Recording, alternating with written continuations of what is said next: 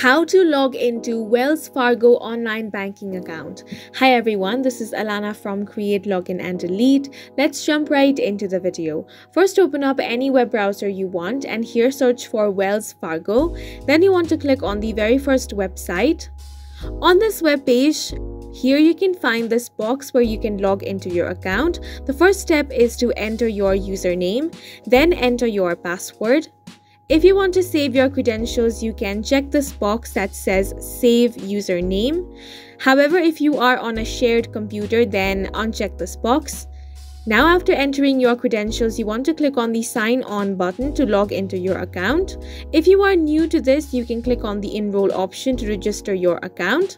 In case you have forgotten your credentials, click on this link that says Forgot Username or Password.